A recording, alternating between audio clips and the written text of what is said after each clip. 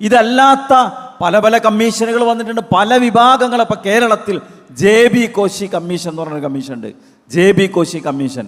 ആ കമ്മീഷൻ ഇപ്പോൾ അതിൻ്റെ റിപ്പോർട്ട് സമർപ്പിച്ചിരിക്കുകയാണ്. JB കോശി കമ്മീഷൻ എന്ത് ലക്ഷ്യത്തിന് വേണ്ടിയാണ് ഇവിടെ കേരള ഗവൺമെൻറ് നിയമിച്ചത്?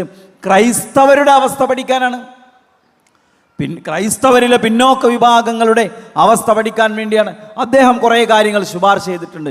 അത് നടപ്പിലാക്കുമ്പോൾ ക്രൈസ്തവ വിഭാഗത്തിനുള്ള ചില ആനുകൂല്യങ്ങൾ പ്രഖ്യാപിക്കും.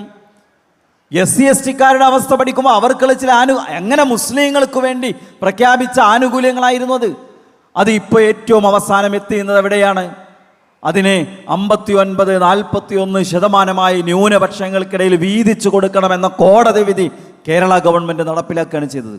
മുസ്ലിങ്ങൾക്ക് അനുവദിച്ച സ്കോളർഷിപ്പിനെ ന്യൂനപക്ഷങ്ങൾക്കിടയിൽ വീതം വെക്കുന്ന ഏറ്റവും കടുത്ത അനീതിയിലേക്കാണ് അതിൻ്റെ അവസാനം എത്തിച്ചേർന്നത്. ഇനി നോക്കൂ, ഇതല്ലാത്ത ചില സ്കോളർഷിപ്പുകളും സംവരണമൊക്കെ ഇവിടെ നടപ്പിലാക്കി.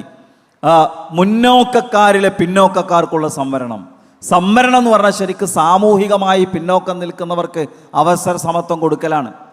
സാമൂഹികമായി മുസ്ലിം വിഭാഗം, SC വിഭാഗം, ST വിഭാഗം സാമൂഹികമായി പിന്നോട്ട് പോയി. അതിന് കുറേ കാരണങ്ങളുണ്ട്, അതിലേക്ക് പോകാൻ നമുക്ക് സമയമില്ല. അവരെ ഉയർത്തി ജനാധിപത്യം എന്ന് പറഞ്ഞാൽ അത് മെമ്പർമാരാകുന്നിടത്തും പാർലമെൻറ്റ് അംഗങ്ങളാകുന്നിടത്തും മാത്രമല്ല എല്ലാവരും ഉണ്ടാവേണ്ടത്. ഏറ്റവും പ്രധാനപ്പെട്ട രാജ്യത്തിൻ്റെ ഭരണം എക്സിക്യൂട്ടീവാണ്, ഓഫീസർമാരാണ്. അതിലും എല്ലാവരും ഉണ്ടാകാൻ വേണ്ടിയാണ് സംവരണം കൊണ്ടത്. എന്നാൽ ഇവിടെ എന്താ സംഭവിച്ചത്? ഏറ്റവും കൂടുതൽ ഇത്തരം പൊസിഷനുകളിലും ഉദ്യോഗങ്ങളിലും ഒക്കെ ഉള്ള ആളുകൾക്കും സാമ്പത്തിക പിന്നോക്കാവസ്ഥ എന്ന് പറഞ്ഞവർക്ക് സംവരണം കൊടുത്തു. എന്താണ് ഈ സാമ്പത്തിക പിന്നോക്കാവസ്ഥ? അതിൻ്റെ മാനദണ്ഡങ്ങൾ കൂടി നമ്മൾ പഠിക്കണം. ഒരാൾ മുന്നോക്ക വിഭാഗത്തിലെ ആളുകൾ സാമ്പത്തികമായി പിന്നോക്കം നിൽക്കുന്നു എന്ന് പറഞ്ഞാൽ അവർക്ക് 2.5 ഏക്കറിൽ താഴെ ഭൂമി ഉണ്ടെങ്കിൽ അവർ സാമ്പത്തികമായി പിന്നോക്കമാണ്. ഒരാൾക്ക് 2 ഏക്കർ ഭൂമിയുള്ള ഒരാൾ സാമ്പത്തികമായി പിന്നോക്കമല്ല, നാൾക്ക് സംവരണം കിട്ടും. ഒന്ന് ആലോചിക്കും ഇതിൻ്റെ മാനദണ്ഡത്തെക്കുറിച്ച്. അത് മുനിസിപ്പാലിറ്റിയിലാണെങ്കിൽ 75 സെൻറ്റ്, മുനിസിപ്പാലിറ്റിയിൽ 1 സെൻറ്റിന് ഒരു മുനിസിപ്പാലിറ്റി, കാസർഗോഡ് മുനിസിപ്പാലിറ്റിയാണെന്നാണ് ഞാൻ മനസ്സിലാക്കണല്ലേ. ഇവിടെ 1 സെൻറ്റിന് എത്ര വില ഉണ്ടാവും? 74 സെൻറ്റ് ഉള്ള ഒരാൾ സാമ്പത്തികമായി പിന്നോക്കാണെന്നാണ്.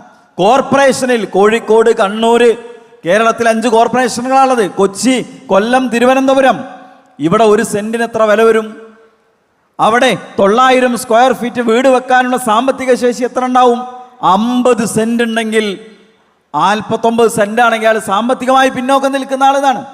എന്നിട്ട് അവർക്ക് ആകെയുള്ള സംവരണത്തിൽ നിന്ന് 10% കൊടുക്കണം എന്നിട്ട് ആകെ നിയമനത്തിൽ നിന്ന് 10% സംവരണം കൊടുക്കുന്ന മറ്റൊരു കടുത്ത അനീതി ഇവിടെ നടപ്പിലാക്കുകയാണ്. അപ്പോൾ ഇവിടെ നേരത്തെ മുതൽ അവതരിപ്പിച്ചു വന്ന അതിൻ്റെ ഒരു തുടർച്ചയാണിത്. മുസ്ലിങ്ങളാണോ അവർക്ക് വേണ്ട?